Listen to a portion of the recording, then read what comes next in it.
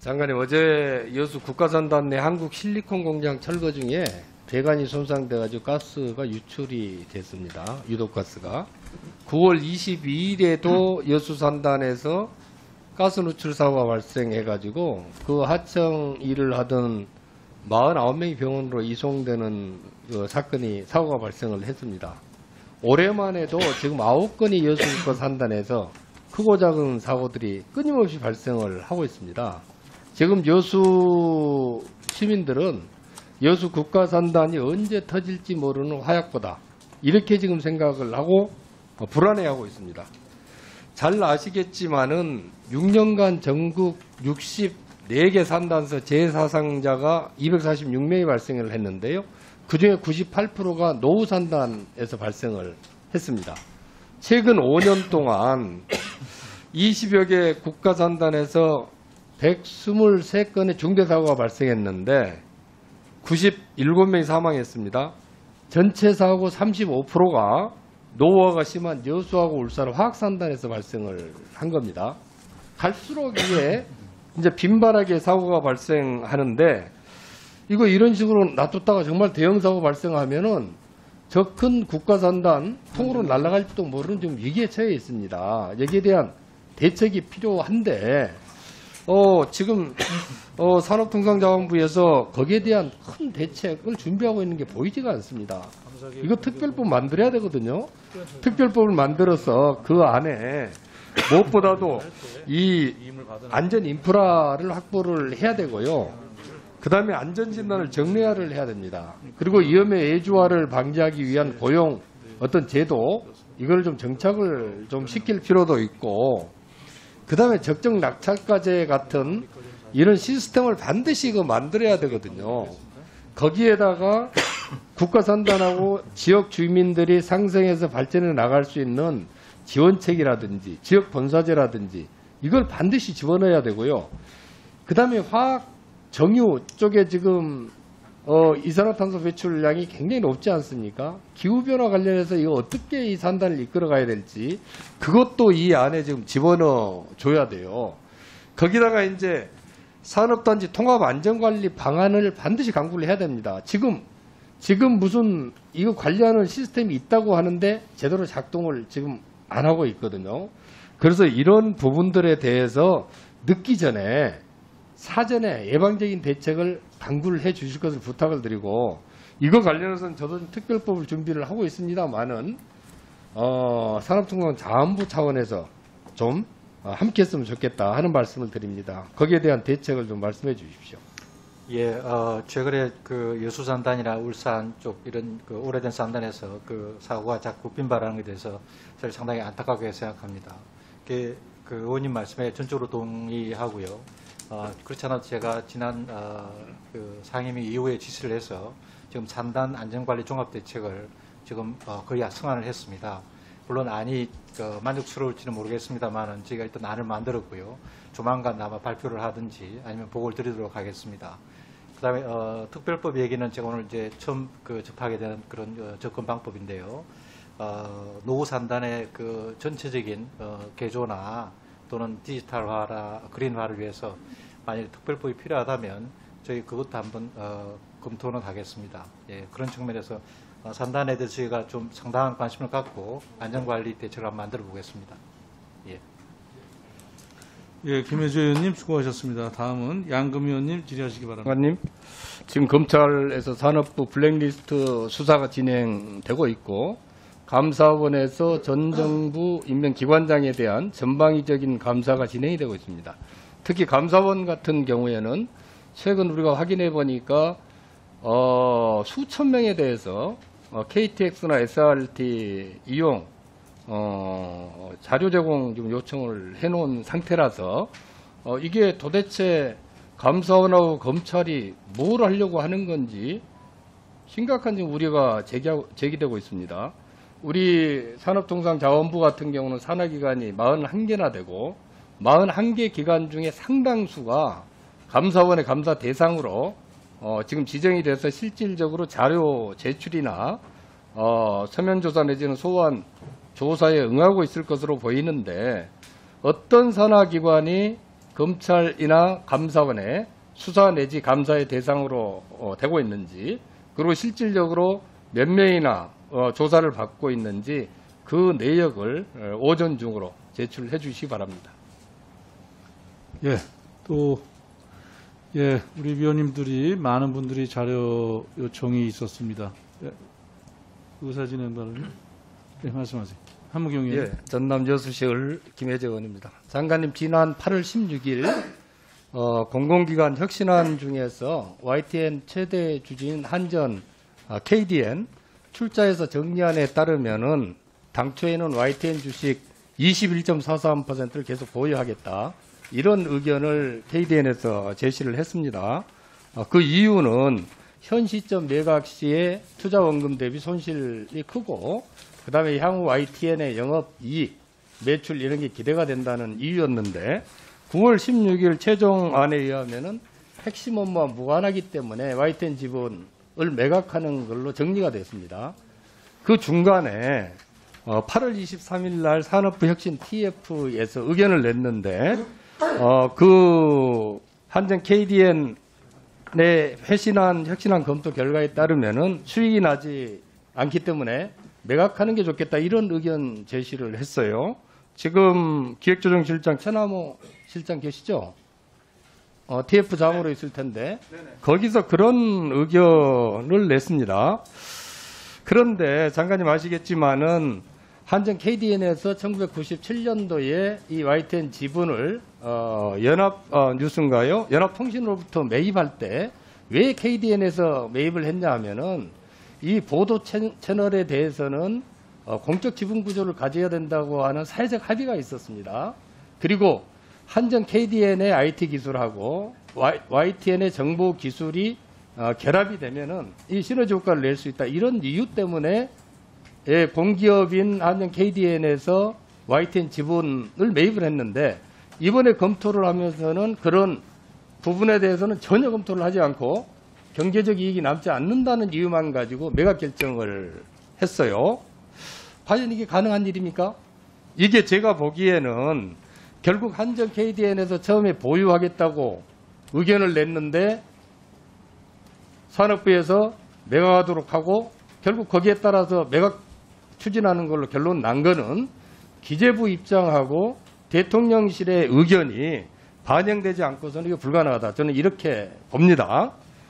한국언론노동조합 YTN 지부에서도 반대를 하고 있고 한전 KDN 노동조합에서도 반대를 합니다. 이유는 뭐냐 하면은 YTN 주식 매각을 하는 거는 공영방송 민영화 그리고 언론 공공성을 저해할 수 있다, 이러기 때문에 매각하면 안 된다, 이런 입장을 내고 있는데도 불구하고 매각으로 지금 압박을 가한 거예요.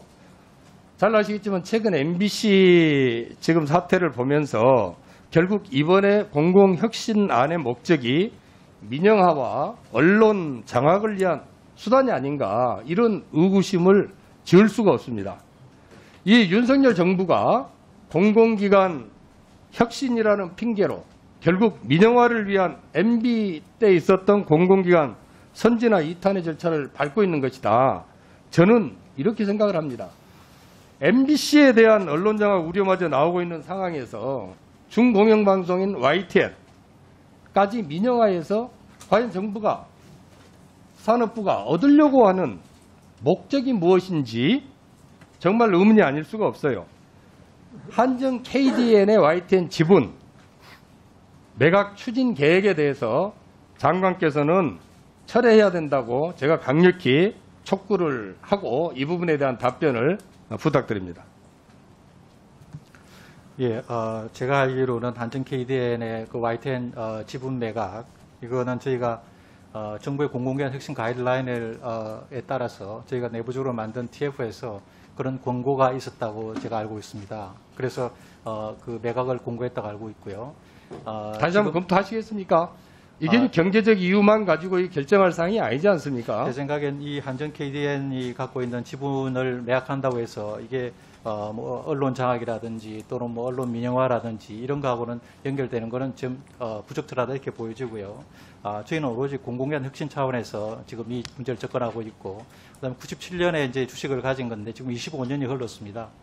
25년 동안 주식을 갖고 있었는데 수익률도 별로 높지 않고 그런 공익적 기능이 없다고 보여지기 때문에 공공혁신 차원에서 이거를 저희가 아마 그 TF에서 매각을 공고한 걸로 알고 있습니다. 장관님, 97년도에 이거 매입할 때 보도 채널에 대한 공적 기능 부분 때문에 매입을 한 겁니다. 그 부분이 지금은 필요 없다고 생각을 하시는 건가요? 그 부분에 대해서는 저희가 산업부에서 판단할 문제는 아니라고 생각이 듭니다. 예. 이 부분에 대해서는 매각 추진 계획에 대해서 원점에서 같이 검토해 주실 알겠습니다.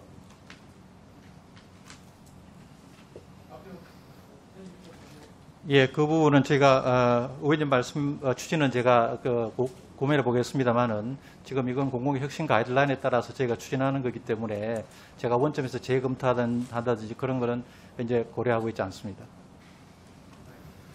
예, 추가 질의하시기 바랍니다. 김혜재 위원님 수고하셨습니다. 다음은 양금희 위원님 질의하시기 바랍니다. 장관님, 주미 한국대사관에 상무관 3명이 근무를 하고 있습니다. 김성열 국장, 김장희 과장, 우석중 사무관. 이 3명씩이나 거의 근무하면서 IRA에 대해서 이 우리 장관님하고 긴밀한 보고 체계가 있었는지 좀 의문입니다. 쭉 오늘 국정감사 과정에서 나온 걸 보면은 별로 보고를 비공적으로 받은 거가 전혀 없는 것처럼 말씀을 하셨는데, 통상 상무관을 이렇게 보내놓고 그런 보고를 안 받는다고 하는 거는 굉장히 믿기가 어렵습니다. 그 점 하나고요. 또 하나는 IRA 관련해가지고 주무부처인 산업부가 주도적인 역할을 전혀 하지를 못했다. 그렇기 때문에 IRA 골든타임 놓친 부분에 대해서 뭐라고 변명을 하더라도 의 산업부의 책임을 면하기는 어렵습니다. 이거 관련해가지고 대통령실로부터 질책을 받은 적이 있습니까? 없습니다. 좋습니다. 여하튼 문제는 이제 생겼고 앞으로 이제 해야 될 일은 해결 방안을 모색하는 거 아니겠습니까?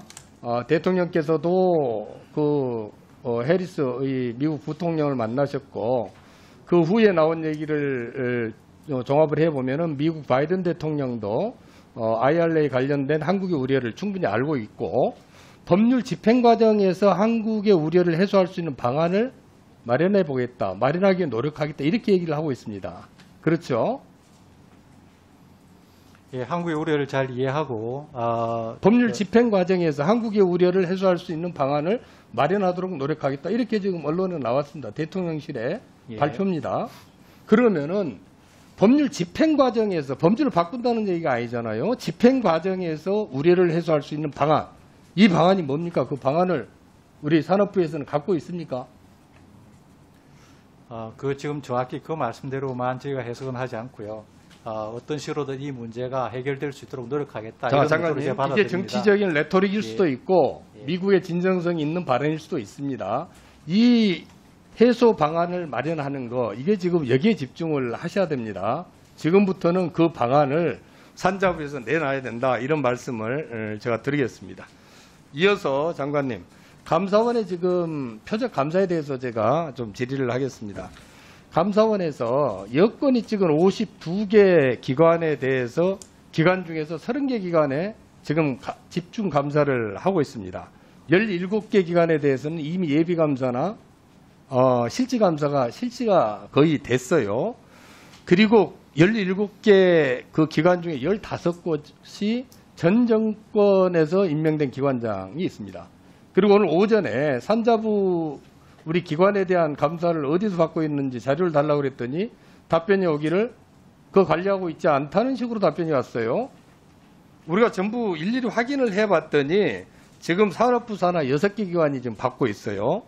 장관님, 지금 관리를 안 하고 있다고 하는데 한국가스공사, 한국남동발전, 남부발전, 강원랜드, 한국광해광업공단, 한국디자인진흥원 6개가 받고 있습니다. 그런데 장관님, 산하기관이 이리 감사를 받고 있는데 그거를 장관한테 보고를 안 하나요? 산하기관의 감사. 간단히 답변합시다. 시간이 없으니까. 저한테 일일이 보고는 안 하고요. 제가 보고를 자, 받았더라도 장관님. 기획 잘 없습니다. 이 산하기관 6개가 지금 이렇게 지금 감사를 받고 있어요. 그러면은 도대체 그 산하기관 직원들이 제대로 일을 할 수가 있겠습니까? 장관으로서는 당연히 이런 일이 없도록 해야 되고 이런 일이 발생을 하면은 과도한 표적 감사로 산하기관 직원들이 불안해하고 업무에 집중하지 못하고 이런 부분들은 방패막이 역할을 하면서 막아주고 리더십 발휘를 해야 되는데 도대체 장관님은 이게 어느 기관이 감사받는지도 모르겠다. 이렇게 남의 일처럼 하면 되겠습니까? 이게 혹시 전 정부에서 임명된 기관장들에 대한 감사기 때문에 장관님이 피한 거 아닌가 이런 생각이 들어요. 장관이 뭐라고 답변을 하든 간에 저는 그렇게 지금 받아들일 수밖에 없습니다. 한 부처에 장관이 되셔가지고 산하기관이 이렇게 힘든데 모른다 할 수는 없는 일 아닙니까? 하여튼 이 부분은 정확히 파악하셔가지고 정말 제대로 된 감사인지 표적 감사인지 좀 파악도 하시고 만일 문제가 없는데 과다한 표적 감사가 있으면 장관님께서는 이에 대한 대책을 마련해야 될 것으로 생각을 합니다. 그리고 하나만 더 질의하겠습니다. 그 기재부에 제출한 산업부 산하공공기관 혁신안 있잖아요. 여기에 보면은 이 산업부에서 제출한 그 안을 보면은 내년에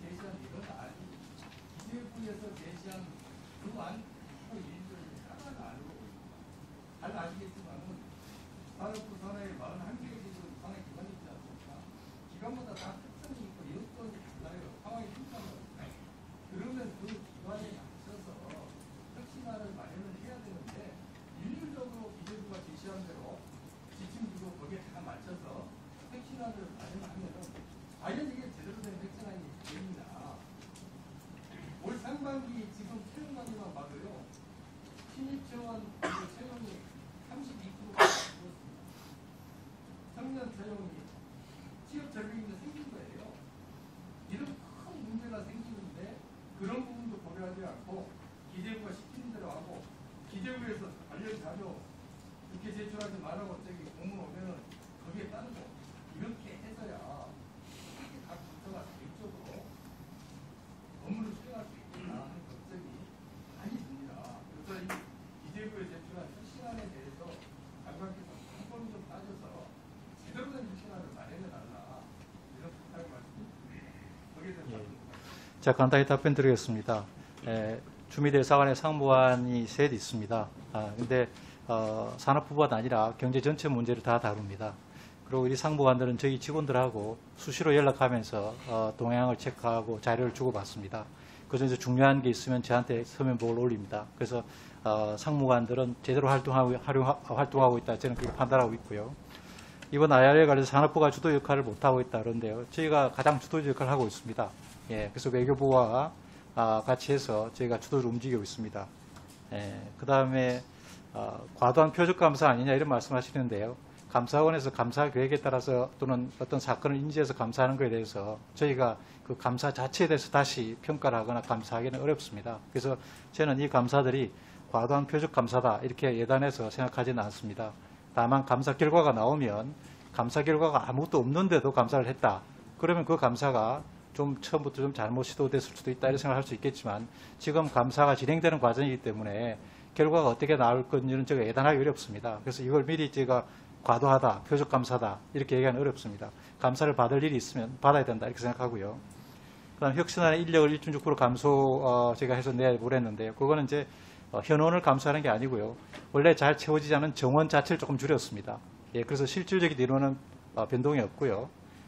그다음에 이제 제 생각에 공기업 일자리가 꼭 젊은이들이 가야 될 만한 좋은 아주 최고의 일자리는 아니다 저는 생각을 합니다. 그래서 공기업 일자를 무조건 늘리는 게 꼭 그렇게 바람직한 것까지는 않다 이렇게 생각을 해봅니다. 그래서 공기업 일자는 좋은 일자리긴 하지만 제 생각에는 일자리를 늘리기 있는 차원에서 공기업을 더 키워야 된다 이런 생각은 좀 저도 동의하기 어렵기 때문에 공기업의 그 혁신 차원에서 그 정원을 좀 줄였다 이렇게 이해하시면 되겠고요.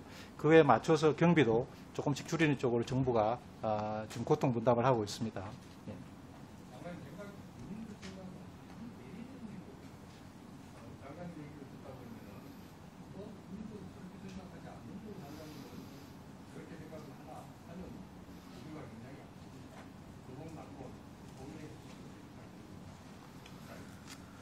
예, 김혜재 의원님 수고하셨습니다. 다음은 양금희 의원님 질의하시기 바랍니다.